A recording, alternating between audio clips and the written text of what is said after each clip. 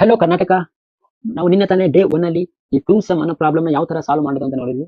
ಇವತ್ತು ನಮ್ಮ ಪ್ರಾಬ್ಲಮ್ ಬಂದ್ಬಿಟ್ಟು ದಿ ಪಾಲಿಂಡ್ರೋಮ್ ನಂಬರ್ ಸಾಲ್ವ್ ಮಾಡ್ತಾ ಹೋಗೋಣ. ಇನ್ನೂ ಯಾರು ನನ್ನ ಅಕೌಂಟ್ಗೆ ಫಾಲೋ ಮಾಡಿಲ್ಲ, ಫಾಲೋ ಮಾಡ್ಕೊಳ್ಳಿ, ಮತ್ತೆ ರೀಲ್ಸ್ ನ ಲೈಕ್ ಮಾಡೋದು ಬರೀ. ಸೊ ನಮ್ಮ ಪ್ರಾಬ್ಲಮ್ ಬಂದ್ಬಿಟ್ಟು palindrome number. So first of all what is palindrome number? Suppose ಇವಾಗ ಫಾರ್ ಎಕ್ಸಾಂಪಲ್ ಒಂದು ನಂಬರ್ ಕೊಟ್ಟಿದ್ದಾರೆ, 434 ಅಂತ ಕೊಟ್ಟಿದ್ದಾರೆ. ಆ ನಂಬರ್ನ ನಾವು ರಿವರ್ಸ್ ಮಾಡಿದ್ರು ಕೂಡ 434 ಅಂತಾನೆ ಪ್ರಿಂಟ್ ಆಗುತ್ತೆ. ಸೊ ಆ ತರ ಇರೋ ನಂಬರ್ನ ನಾವು ಪಾಲಿಂಡ್ರೋಮ್ ನಂಬರ್ ಅಂತ ಕೊಡ್ತೀವಿ. ಈ ಫಾರ್ ಎಕ್ಸಾಂಪಲ್ ನಮ್ಮ ಕನ್ನಡದಲ್ಲಿ ಒಂದು ಲೈನ್ ಇದೆ, ಮದ್ರಾಸಿನ ಸಿದ್ದರಾಮ ಅಂತ.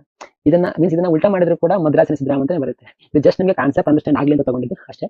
ಸೊ ಫಾರ್ ಎಕ್ಸಾಂಪಲ್ ನೋಡಿ, ಎಕ್ಸಾಂಪಲ್ ಒನ್ ಅಲ್ಲಿ ಕೊಟ್ಟಿದ್ದಾರೆ x = 1 2 1 ಅಂತ ಕೊಟ್ಟಿದ್ದಾರೆ. ಇದನ್ನ ಉಲ್ಟಾ ಮಾಡಿದ್ರು ಅಂದ್ರೆ ರಿವರ್ಸ್ ಮಾಡಿದ್ರು ಕೂಡ ನಮಗೆ 1 2 1 ಅಂತಾನೆ ಪ್ರಿಂಟ್ ಆಗುತ್ತೆ. So output is true.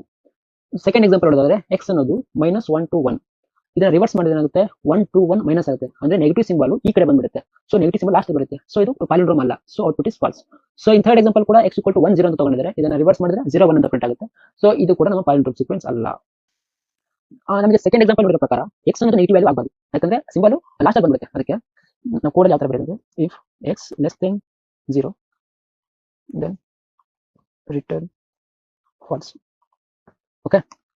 So x ಅನ್ನೋದು ಅದರ್ ದನ್ 0 ಆಗಿದ್ರೆ ಯಾವ ತರ ಮಾಡೋದು? ಫಸ್ಟ್ ನಾವು ಒರಿಜಿನಲ್ ವ್ಯಾಲ್ಯೂ ಸೊ x ಅನ್ನೋ ವ್ಯಾಲ್ಯೂನ ಒರಿಜಿನಲ್ ಅನ್ನೋ ವೇರಿಯಬಲ್ ಅಸೈನ್ ಮಾಡೋಣ.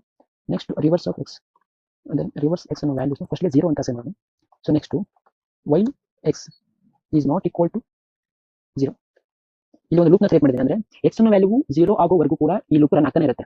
So next digit equal to x modulus of 10. ಅಂದ್ರೆ ಇದು ಎಷ್ಟು ಇಂಪಾರ್ಟೆಂಟ್ ಅಂದ್ರೆ ಯಾವುದೇ ಒಂದು ನಂಬರ್ನ ಅದಕ್ಕೆ ಮಾಡ್ಯುಲಸ್ 10 ಹಾಕಿದ್ರೆ ಆ ನಂಬರ್ದು ಲಾಸ್ಟ್ ಡಿಜಿಟ್ ಪ್ರಿಂಟ್ ಆಗುತ್ತೆ. ಫಾರ್ ಎಕ್ಸಾಂಪಲ್ ನೀವು 2 3 4 ಅಂತ ತಗೊಂಡ್ರೆ ಅದಕ್ಕೆ ಮಾಡ್ಯುಲಸ್ ಆಫ್ 10 ಅಂತ ಕೊಟ್ರೆ ಲಾಸ್ಟ್ ಡಿಜಿಟ್ ಅಂದ್ರೆ 4 ಅಂತ ಪ್ರಿಂಟ್ ಆಗುತ್ತೆ. So next reverse x equal to reverse x into 10 plus digit. So first ನಾವು ರಿವರ್ಸ್ x ನ ವ್ಯಾಲ್ಯೂನ 0 ಅಸೈನ್ ಮಾಡಿದ್ದೀವಿ. ಸೊ 0 into 10 plus digit, ಇಲ್ಲಿ ಏನು ವ್ಯಾಲ್ಯೂ ಬಂದಿತ್ತು ಆ value. So next x equal to x floor division of 10.